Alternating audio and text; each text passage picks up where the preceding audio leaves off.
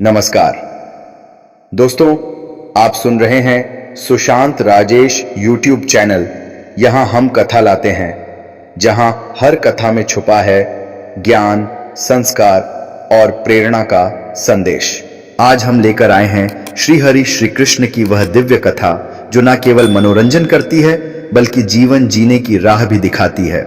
तो आइए डूब जाइए भक्ति, प्रेम और धर्म की इस अनुपम यात्रा में, क्योंकि यह केवल कथा नहीं, एक सजीव अनुभव है। आज हम एक सच्ची घटना सुनिए एक संत की। वे एक बार वृंदावन गए, वहां कुछ दिन घूमे फिरे, दर्शन किए। जब वापस लौटने का मन किया तो सोचा भगवान को भोग लगाकर कुछ प्रसाद लेता चलूं। संत ने रामदाने के कुछ लड्डू खरीदे, मंदिर गए, प्रसाद चढ़ाया और आश्रम में आकर सो गए। सुबह ट्रेन पकड़नी थी, अगले दिन ट्रेन से चले। सुबह वृंदावन से चली ट्रेन को मुगलसराय स्टेशन तक आने में शाम हो गई। संत ने सोचा अभी पटना तक जाने में 3-4 घंटे और लगेंगे, भूख लग रही है। मुगलसराय में ट्रेन आधे घंटे रुकती है, चलो हाथ पैर धोकर संध्या वंदन करके कुछ खा पी लिया जाए। संत ने हाथ पैर धोया और लड्डू खाने के लिए डिब्बा खोला। उन्होंने देखा लड्डू में चींटे लगे हुए थे। उन्होंने चींटों को हटाकर 1-2 लड्डू खा लिए, बाकी बचे लड्डू प्रसाद बांट दूंगा ये सोचकर छोड़ दिए।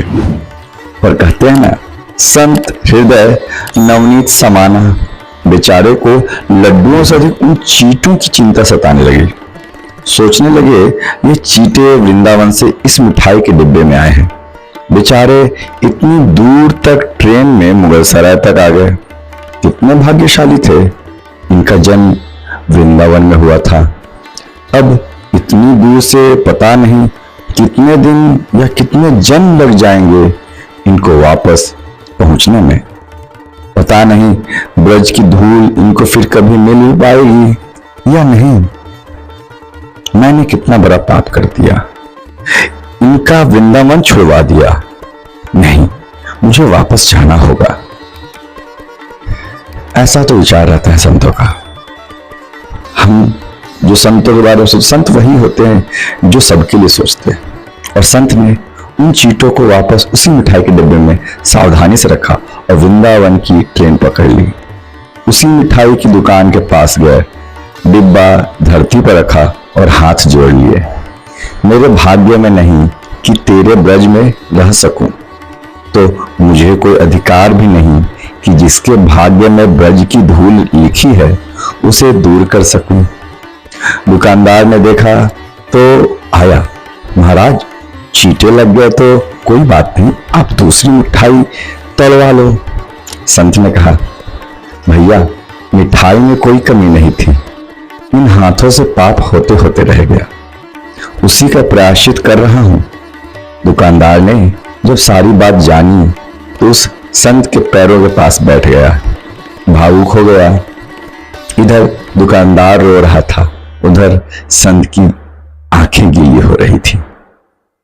बात भाव की है, बात उस निर्मल मन की है, बात ब्रज की है, बात मेरे वृंदावन की है, बात मेरे नटवर नागर और उनकी राधा रानी की है, बात मेरे कृष्ण की राजधानी की है। बुझो तो बहुत कुछ है, नहीं तो बस पागलपन है। बस एक कहानी, घर से जब भी बाहर जाएं तो घर में विराजमान अपने प्रभु से जरूर मिलकर जाएं, और जब लौट कर आएं तो उनसे जरूर मिलें, क्योंकि उनको भी आपके घर लौटने का इंतजार रहता है। तो बोलो राधे राधे। घर में यह नियम बनाइए कि जब भी आप घर से बाहर निकले तो घर में मंदिर के पास 2 घड़ी खड़े रहकर कहें, प्रभु चलिए आपको साथ में रहना है। ऐसा बोलकर ही घर से निकले, क्योंकि आप भले ही लाखों की घड़ी हाथ में क्यों ना पहने हो, पर समय तो प्रभु के ही हाथ में है ना। अगर ये बात आपको अच्छी लगी हो तो इसे ज्यादा से ज्यादा शेयर करें। बोलिए राधे राधे।